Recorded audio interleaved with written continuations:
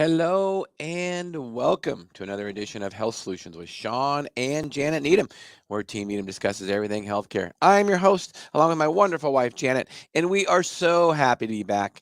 We've had a couple week hiatus. We did do a quick little update when we were in Argentina, but we've been traveling around the world, Argentina and Arizona, racing mountain bikes and just having a ball. So we've kept you updated with some previous episodes, restreaming, and we kind of did a little fast update when we were drinking coffee at a coffee shop in Argentina. But we are so excited to be back, and we thank you, listeners and viewers, for being our loyal listeners and viewers. And we appreciate you so much. We just really wanted to thank you about that. And we are excited to have Reed Davis on our show today. He is a functional medicine practitioner, nutritional medicine practitioner, and he's going to be discussing his story. He was a paralegal that actually was fighting for the environment, and then he realized what the environment was doing to people. So now he is here to tell his story about that. So Reed, welcome to our show.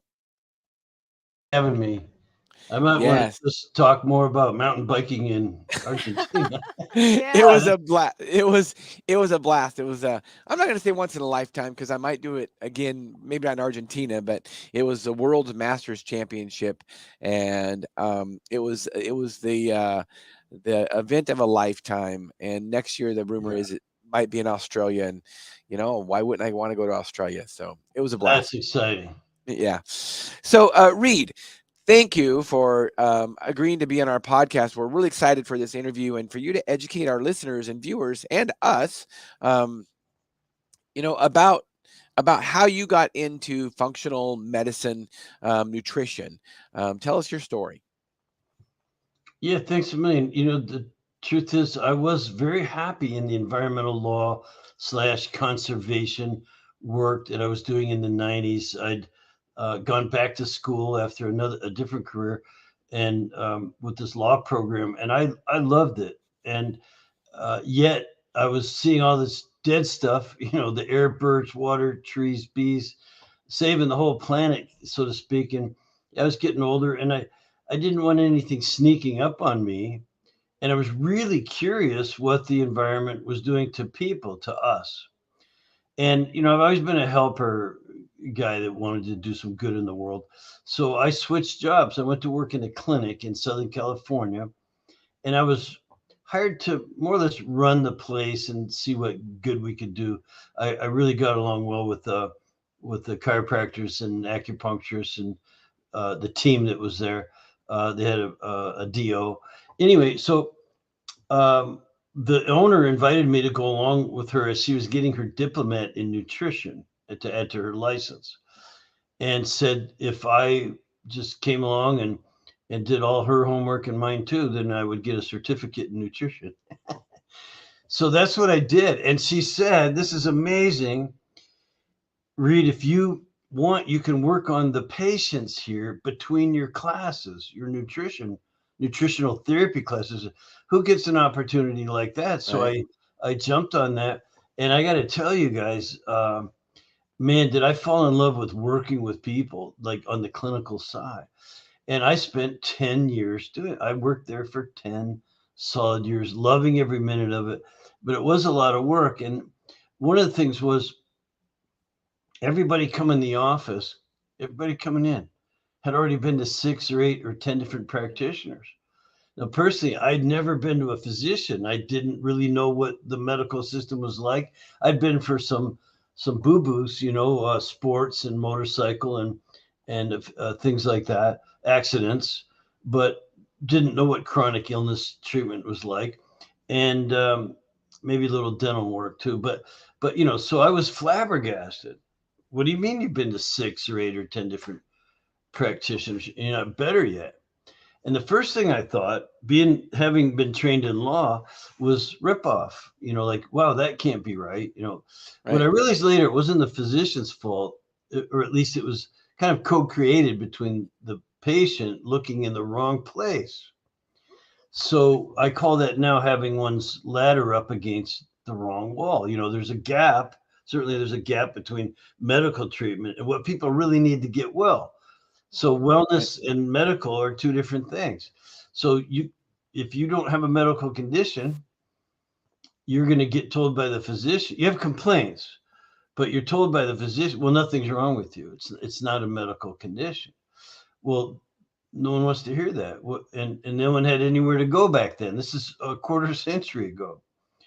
And so I said one day I was out riding my motorcycle and I was kind of ticked off and these people getting ripped off, I thought.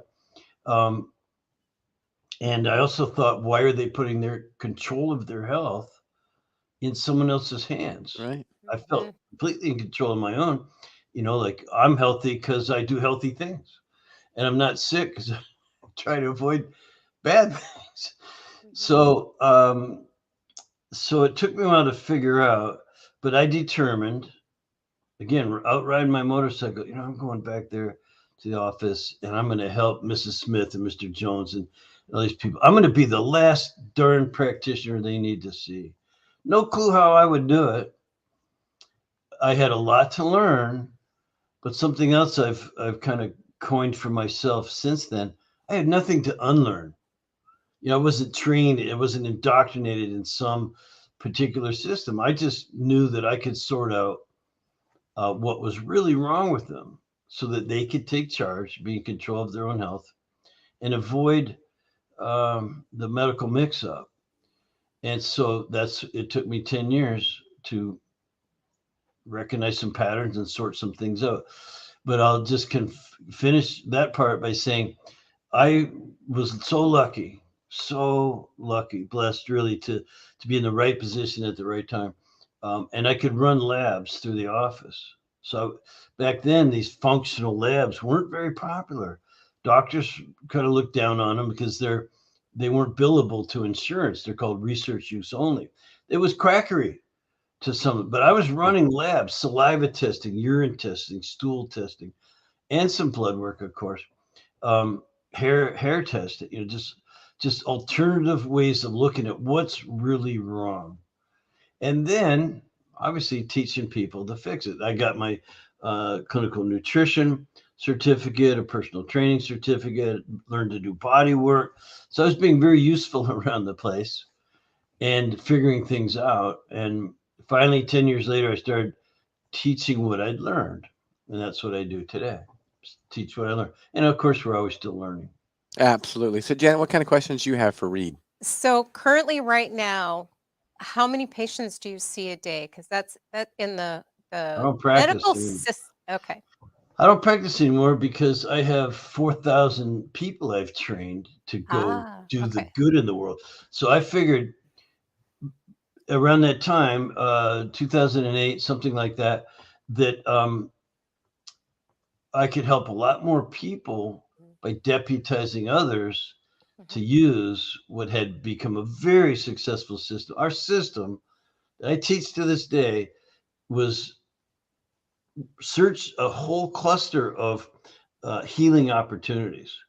So we look for the HIDDEN, hidden, spells hidden, which is apropos, but it's hormone, immune, digestion, detoxification, energy production, nervous system. So that's the system of investigation that I recognized would help, 85, 90% of the people coming in the office who didn't have a medical condition. They just had downward spiraling, chronic, lifestyle based, and even degenerative conditions. But you need to look there. So that's the thousands of labs I ran, the pattern I recognized, HIDDEN. Identify these healing opportunities. I'm not saying diagnosis or medical, anything. Healing opportunities. Thank God. Thank God Mrs. Smith would say, I can't believe you figured out what's wrong with me. Now, how do I fix it? Well, this is where the self-governed, being in control of one's own health becomes a lot of effort, to tell you the truth. So the people who just want to take a pill, nothing for you. You've got to live yourself out of the problems you've lived yourself into. And so that's where the DRESS lifestyle program comes in: diet, rest, exercise, stress reduction, and supplementation. And so those 5 things we can't say cure all because we're not allowed to use that word. But man, does it fix almost everything that's wrong with people today. And so hidden stressors and dysfunctions upstream, run the labs, apply the principles of healing, DRESS, and it was working. We were just overwhelmed with the amount of people who completely recovered from weird things, stuff no one else had sorted out yet. Well, sometimes Yeah, we well, and sometimes we yeah, I go I ahead. I love your analogies, and I love the acronyms. Well, I'm gonna do my best to remember those. Uh, one of the things I like about the dress, the DRESSES, what Yes, was sir. it? Right. Yes, sir. So diet, rest, and exercise. And we preach that over and over on our podcast. So those are just three of the it's so simple. It should be so simple, but we make it so complicated. But in general, if you're getting, good sleep and good rest, and you have a good diet and you're exercising, and in that order, sleep is more important than exercise, and exercise is more important, and sleep is more important than food also. So it goes sleep, food, and exercise, and in general you should be a healthy person. Now there are the details in there with the stressors and things like that, but a lot of times what happens with those stressors, Reed, is those stressors are what screws up our rest and sleep a lot of times, and then there's just a snowball effect. Absolutely. So the two S's, diet, rest, exercise, stress reduction is huge. Mhm. Matter Yes. of Right. fact, you hear it all the time in our business, Shawn and Janet, that, oh, the gut is the beginning of all disease. No, it's not.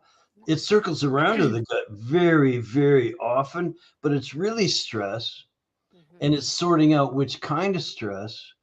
And that's what I became, that's what I had to do for everyone coming in the office.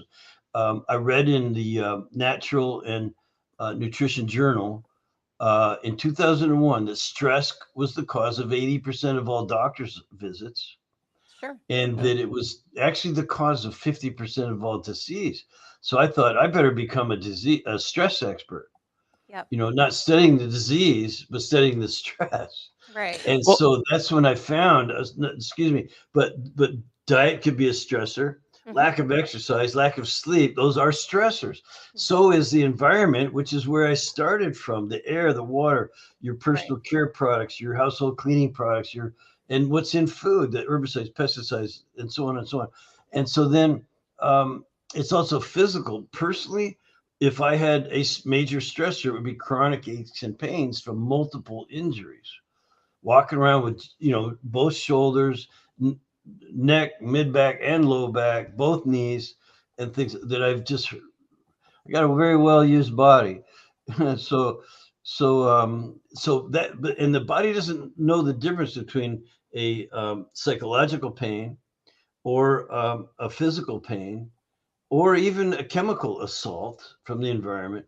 It just responds the same way. You go into stress mode, you go into high cortisol, adrenaline, you go into, the hormonal imbalances and all the things. So, and I can show you now on paper the downward spiral, the links in the chain, or the dominoes and how they fall, and you end up feeling really lousy, even with diagnosed conditions. so But let's talk about stressors then. Let's focus on that a little bit, because I bet you there's some listeners and viewers out there that are saying, well, you know, I guess we all have stressors and we can't get away from them. So, how do we deal with it? Because we live in a stressful environment. It's just true, whether it be mental, whether it be physical stress. Um, so how do we deal with that day to day to minimize how it affects our health? yes, sir. Well, I have three main categories of stress, and you could come up with other ways of slicing and dicing it. But this idea of mental, emotional, spiritual angst, and lack of purpose in life, and just your kids and your money and your spouses and your driving through traffic, and God forbid you listen to the news. There's a lot of Right. right. So true. So true. Everybody should be at 6 o'clock. They should turn on their podcasts and listen to helpful people trying Yeah, to do some right. good in the world, not the crap that's going on. So that you could start there, turn the TV off, unless you're watching a good YouTube stream or something like that. But mental emotional is just one kind of stress, and so we sort that out. I get up every morning grateful. I have a beautiful wife who I love, and I was so fortunate to meet a little bit later in life, and we plan out our days and weeks and months and the years we have together in a joyful with a joyful point of view. Thankfulness, gratefulness is number one in our lives, and so we can sort of handle some of this stress that's in the world. But the other kinds of stress, it takes maybe a team of experts if you want, or become one. With the environmental stressors, that was my background before quote unquote health and wellness. So I know about the herbicides and pesticides. Everybody could go to it's the Environmental Working Group, ewg.org. It's free. You go there and learn all about what's in your food and what foods to avoid that have too much toxins. The environment, again, the personal care products and cleaning products. And man, you can really reduce stress. That's just another form of stress to me. Getting rid of that stuff. I live out in the country. We grow our own food with no chemicals on it, just good nutrients.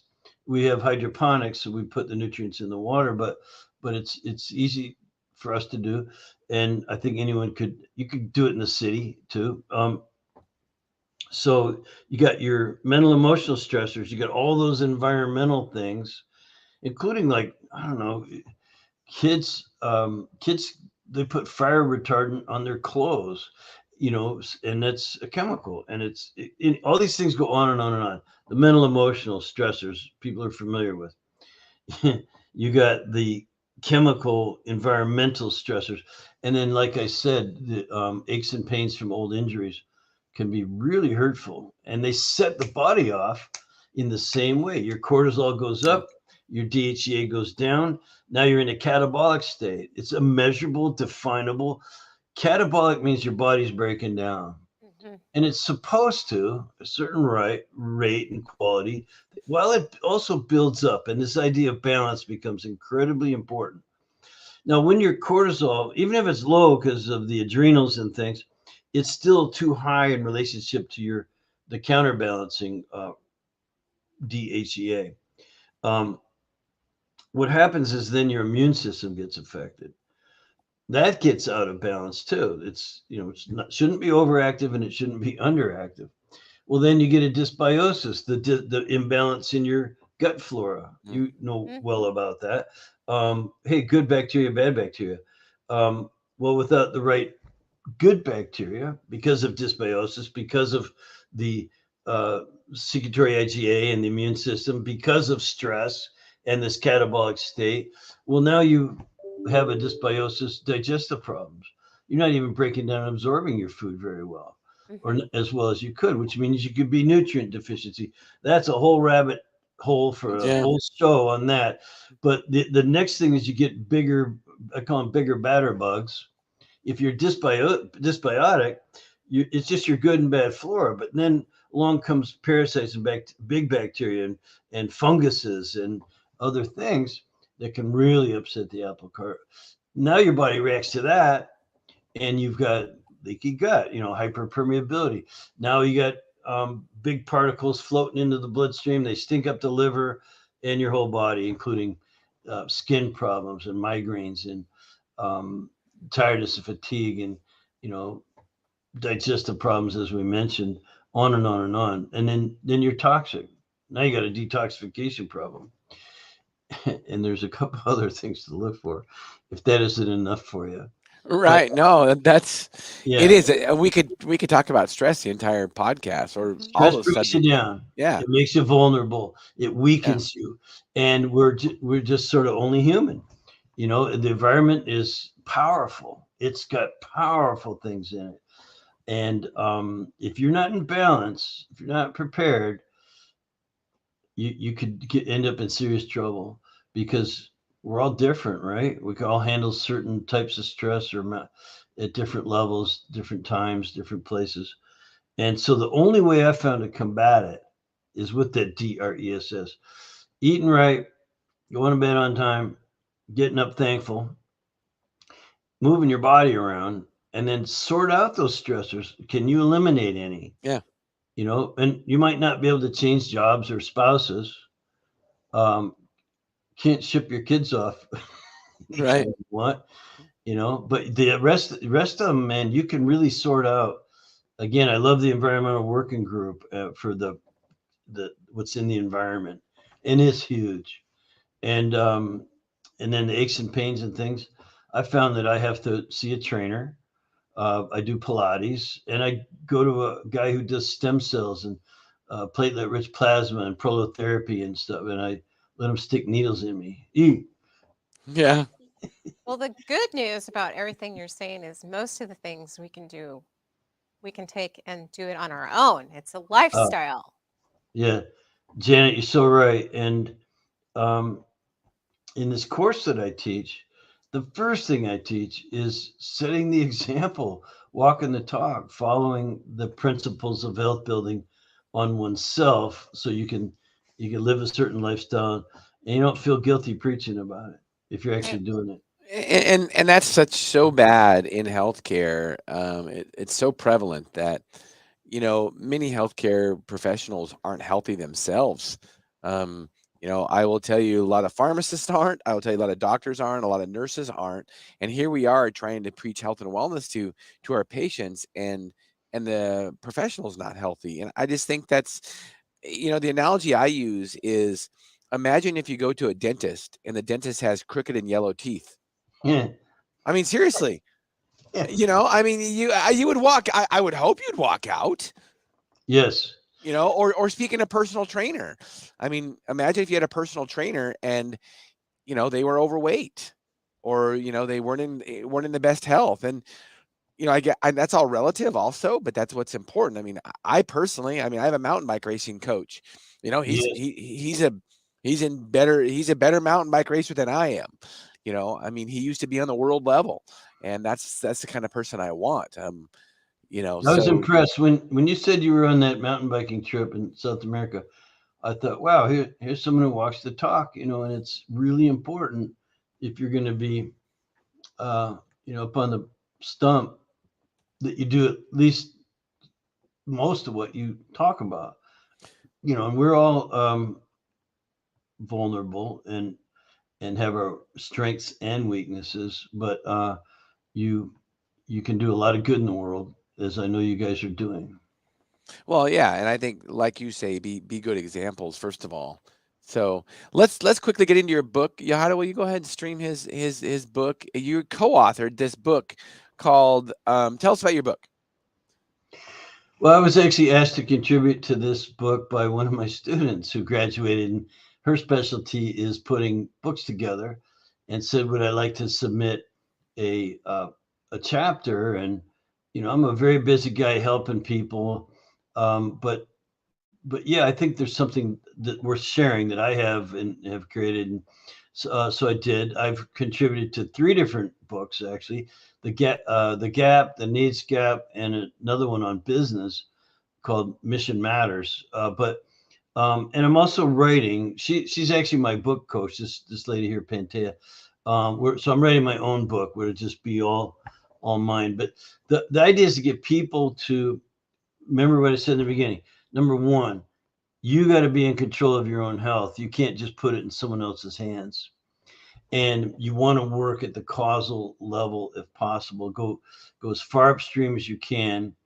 Identify as many things as possible that need changing, need repair. Like, that's why we run the labs. I teach a course in lab work, if you just want to break it down, and natural protocols. So it's what's really wrong. How do I fix it? Not to be addicted or spending zillions of dollars on every kind of practitioner for minimal return on that. It's how you can be in control. Yeah. So anything I write is going to be about that. Well, it's interesting you talk about that because you are on the same page with us, and that's why you're perfect for the podcast. We preach over and over again is, our goal is to educate and empower people to take charge of their own health. If you Yeah. truly want to have freedom, um, you have to take charge of your own health, and there's not some doctor, there's not some magic pill, there's not some magic pharmacist or that is going to fix it for you. Yep. People have to do it ourselves. Now, as professionals, we can help educate people to do it, but ultimately they have to take charge of their own health. Yes, and there's systems for that. You're not alone. I guess is another important thing.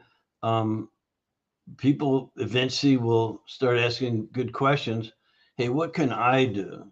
So you go to a physician or a practitioner of some sort, and they need to be able to tell you again the DRESS that what's the right diet for me. How are you supposed to Yeah, figure that one out? right, right. And so that's been a huge one for us, and because there is no one diet that's right for everybody. You were just down in South America where there's different tribes of people and they live almost exclusively on like corn and potatoes. In the Andes Mountains, there's the Quechuans. They have over 400 different kinds of potatoes, and they actually consider it like medicine. Like for this thing, you eat this kind of potato, and for another thing, you eat a different kind of potato. But they burn carbohydrates really, really well. Yeah.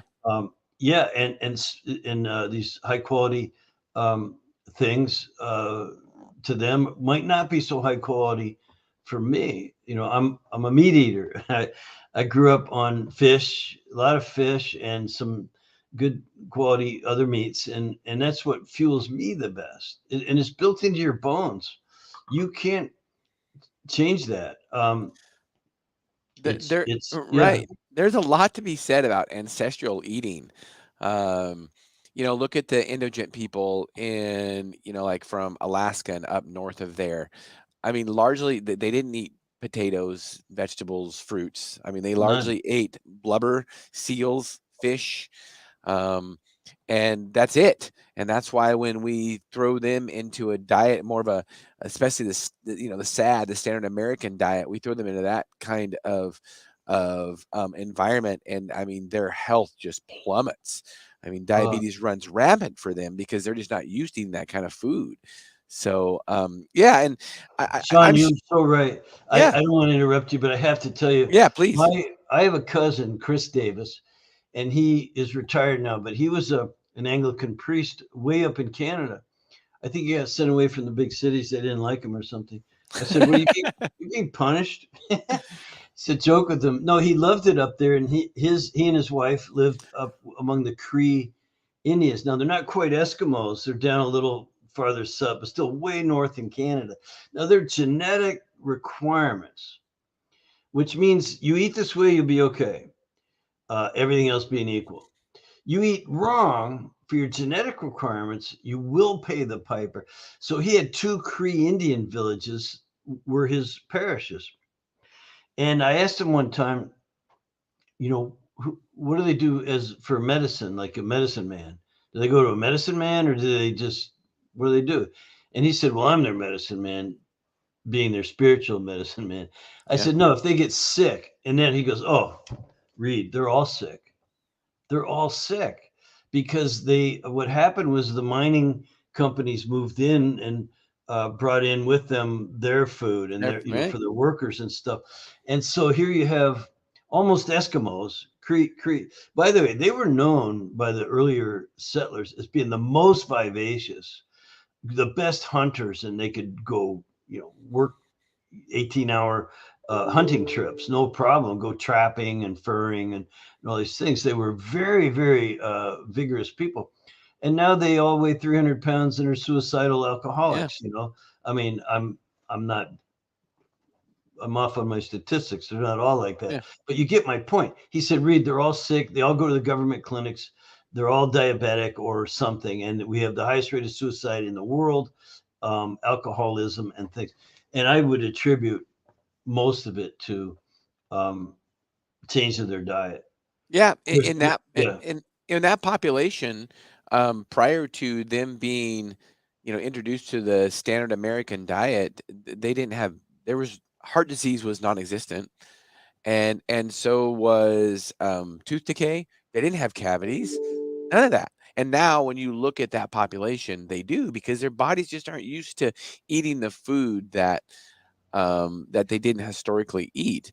And this is one of the reasons and I'm sure you've kind of gotten to some debates with people before too, but when you get your strong keto people that are just keto for everybody and keto everything and yada, yada, yada, yes, I am not. This is why one of the reasons I wanted to have you on and talk about diet because keto is not right for everybody. I mean, you talk about that group in the Andes Mountains with all those different potatoes. Keto would not be good for them, not true keto and that we think of the keto diet. They yeah. wouldn't do well. They get into ketosis a little bit, but um, it is ancestral. But which ancestors? No, because most of us are so mixed up that we don't even know who half of them were. And you run these True. DNA genetics tests, and you find out you're part this and part that and part this and a little bit of that mixed in. And so, what's the right diet for me? Well, there's actually a science to it, and it has to do with oxidative rate mostly.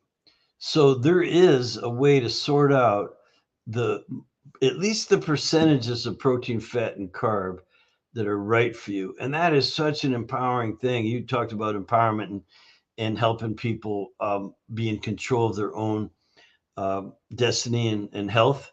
Absolutely. So getting the percentages of protein, fats, and carbs right, it is you match it up with your own genetic oxidative rate.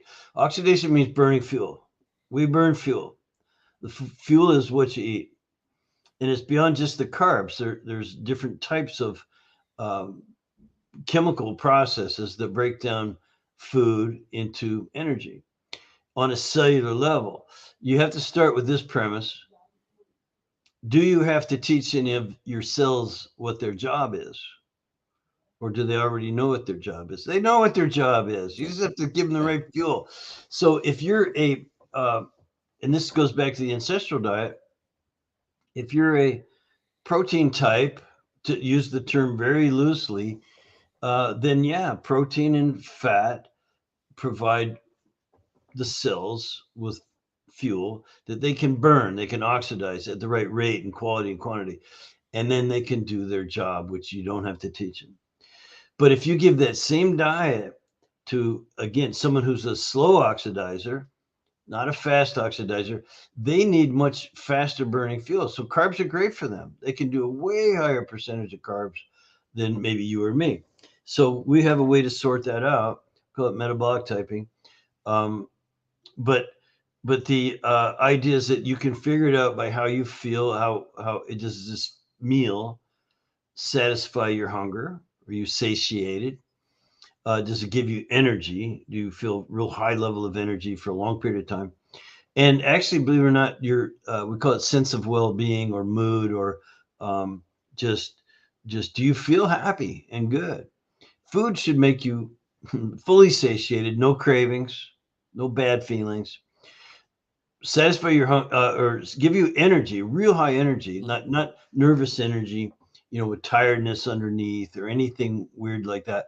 It's, man, I feel really energetic. I can go do work, I can play, whatever, go hunting, fishing, or you name something. Get plenty of that done until the next fuel stop. And then even the mood comes in. If you're angry, irritable, or out of sorts for no reason, no apparent reason, then maybe it's the food you ate didn't Yeah. really fuel your cells. Because remember, you have brain cells and glandular cells, muscle cells, bone cells, all these different types of cells, and they know what their job is. They just need you to fuel them correctly. And there's a way to sort that out.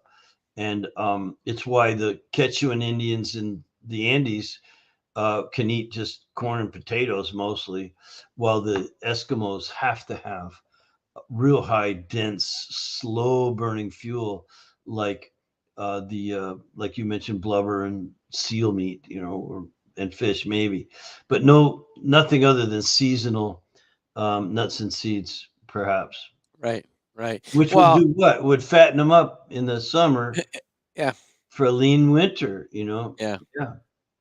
Well, one thing to remember too about when you mentioned the people that live in the Andes that eat potatoes and corn, might go into ketosis. I think one of the things we forget about when we talk about ketosis is, we always talk about low carb, high fat, when we talk about a keto diet.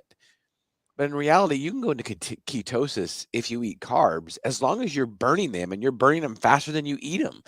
You know, um, and that population, they might fast somewhat too.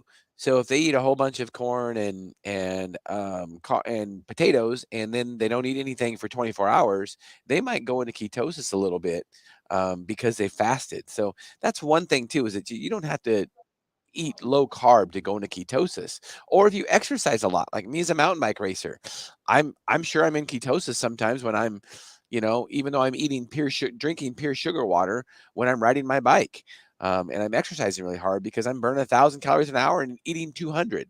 So I'm probably Mhm. going into ketosis. Yeah, exactly. And so people ask me all the time, what should I eat? And there's the genetic requirements that have to be met. But we also find in today's world, with all of the um, environmental contaminants, pollutants, and herbicides and pesticides, you just name all this stuff, something like 80,000 chemicals, right? Wow. Very few have been tested for safety, by the way. We are the test animals. We're the rats. And um, it could turn out real bad for a person. Um, so what we also do is we test for food sensitivities. One of our five most common tests is the food sensitivities test, because you got to minus those for a while.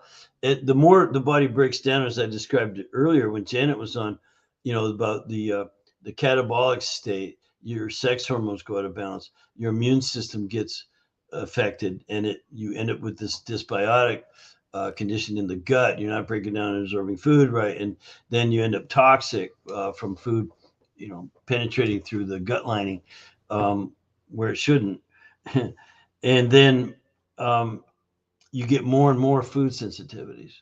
So we always test for them, and it's whatever your quote unquote metabolic typing diet is that's right for your genetics, minus the foods you're sensitive to. And it doesn't have to be a full blown allergy. It could just be something Right. that we call it an oral intolerance. I'm sure you know about that. Yeah, well, I mean, gluten's a common one. I mean, it's not like most people are allergic to gluten necessarily. They're, intolerant to it is usually the case. You're not able to break it down. And Yeah, so it's right. it's actually more like a lactose intolerance than it is a true allergy, because you're just not Right. making the enzymes to break it down. That's Exactly. a Yeah, it's not an allergy. Your IgE would be normal, to Yeah, that right. specific antigen. Yeah, so um, oral intolerances and sensitivities come in different forms, and you might even know from accumulative effects, or um, just the way you feel after eating a certain meal. I know that if I eat bread and butter, I go to sleep instantaneously, and I don't do it anymore. Took me Yeah, right. took me a while to figure that one out, but Yeah. like you're sitting there at dinner with people eating next you know they're asking you, "Are you okay? Are you okay?" Eyes glazing over, and you know it's good. You're in a good mood. So these endorphins, in that case gliadomorphin, uh, actually numbs you. You puts you knocks you out, trying to Yeah. protect you. Yeah, Yeah, it's food food crazy. food food can do that, and we gotta find out what works for us, and it sounds like you are good at training professionals to, seek out to have training to seek out these problems in patients. And so let's go ahead and stream his website, fdntraining.com, Yahada, and tell us Yeah, a little thank you. bit. Yeah, tell us a little bit as we wrap this podcast up. Reed, tell us a little bit about your training program. Well, remember, I worked in that office for 10 years. I ran thousands and thousands of labs on thousands of people. And I sorted some things out. And then I started teaching in 2008.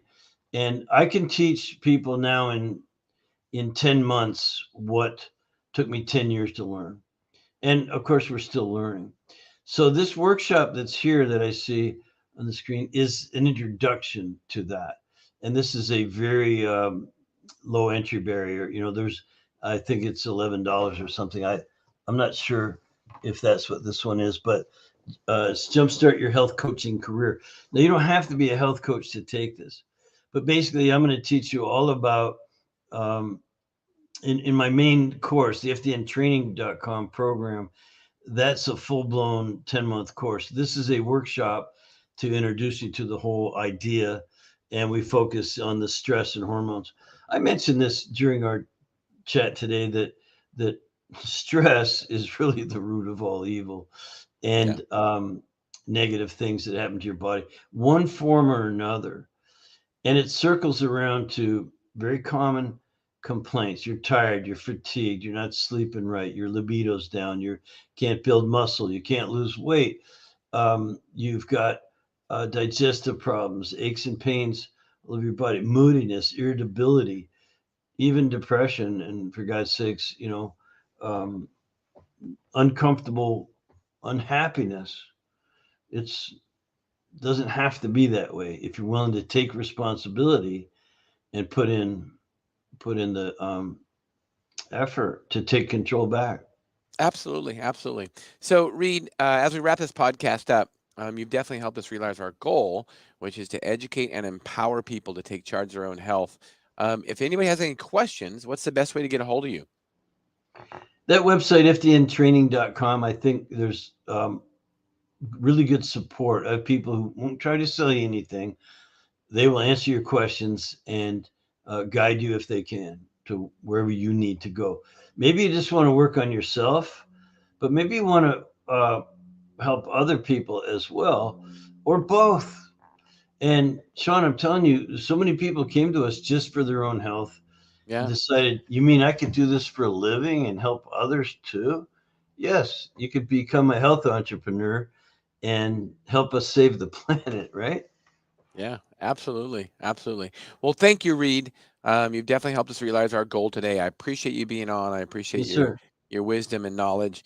And listeners and viewers, thank you for watching and listening. And Thursday, you want to tune in because we will be streaming live from Kansas City, Missouri at the Free Market Medical Association annual conference. And we will be interviewing the keynote speaker, Peter Klein. And we'll be talking about how regulations in healthcare actually create barriers that can harm patients. So you don't want to miss out on that. Stay tuned for the link. Health Solutions with Shawn and Janet Needham. Thank you for listening.